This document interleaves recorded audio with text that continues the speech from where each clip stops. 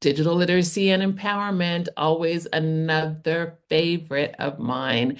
Um, yeah, before we used to talk about media literacy, media and information literacy, that was MIL. Then we talked about digital citizenship, digital literacy, and now we're talking about AI literacy.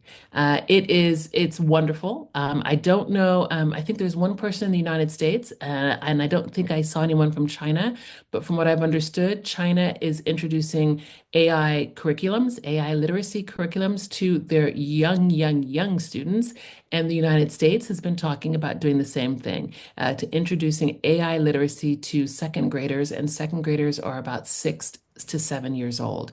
This is how crucial it is that people understand about AI. And don't think that because it's something that you are just now starting to understand or hear about that you're behind. You're not. Okay, we're going to all figure this out. So whether we're talking ChatGPT or facial recognition or even a smart home tech, I wonder. Oh, let me ask this question: how many of you have Alexa or an Echo in your home? Just go ahead and let me know. And actually, I'm going to let you tell me because I'm not see. Oh, there we go. I can see my chat. I can see it now. I have Google Assistant. Okay. Oh, I don't have it and never used it. Okay. Nope. Okay. Yeah, I mean it's there. I will admit I do have Alexa.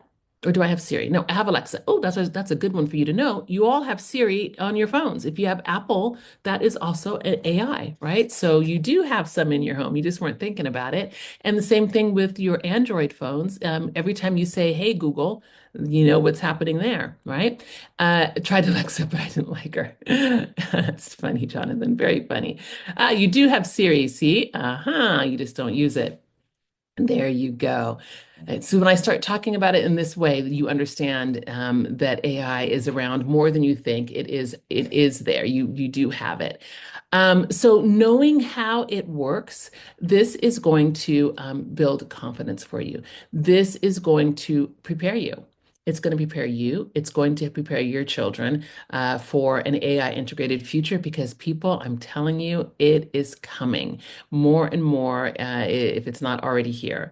And understanding the digital literacy, AI literacy, it helps you distinguish again the hype from reality. It helps you really understand that artificial intelligence, it's not magic. It looks magical. It looks crazy cool and just like, oh my gosh, how did this happen? But it's okay. It's just numbers and tech and wonderful things, and we can figure a lot of it out.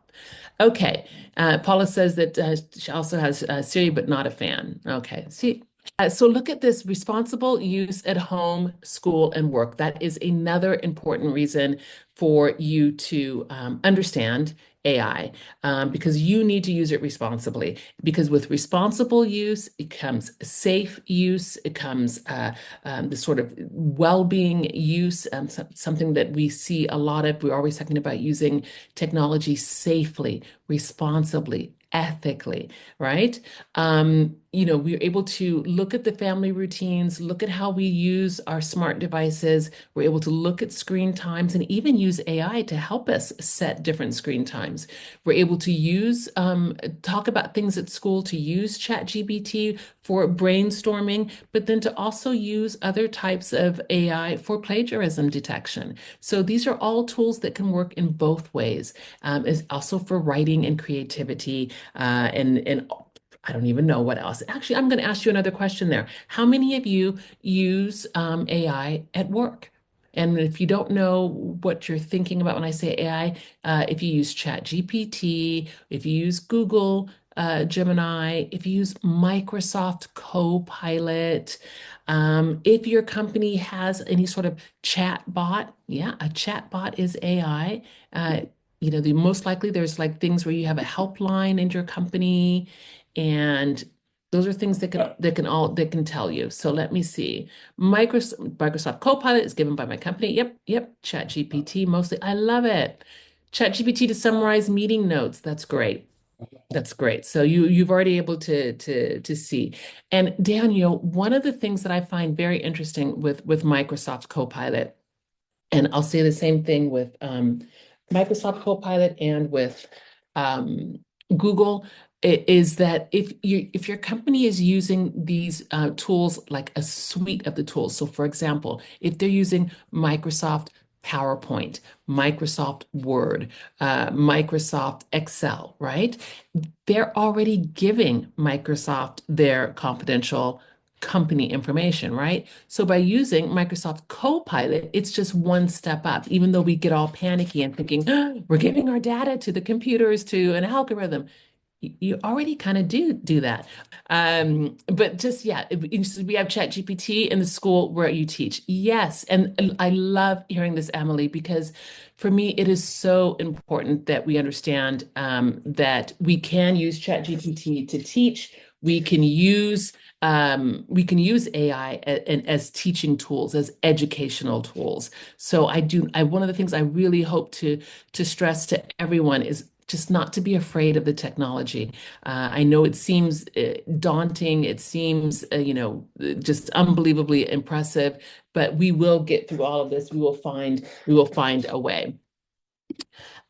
So another reason, and then I'm going to change the topic, this is the last one, why it's important to understand is because of the just the engagement in civic and ethical conversations. You need to know what is going on because governments and companies, they are adopting AI for so many different things, for public use, for commercial use. We're just seeing it pop up just everywhere. And you need to understand, and especially as citizens in that country, you need to understand, and you need to stay involved in these policy debates about things like surveillance. I don't know how many of you saw that Black Mirror episode about surveillance. I loved that one. I think it was one of the first seasons where, the cameras were watching everything and they would give you points, right? If you did, if you did things right, and take away points if you did not do things so great. And what's true is that those systems do exist. I know that in China it exists, and I've heard when I've taught and I had students from China, they told me that it was a really cool system for them. It worked. So again, doesn't matter where you are, you need to just understand what is out there.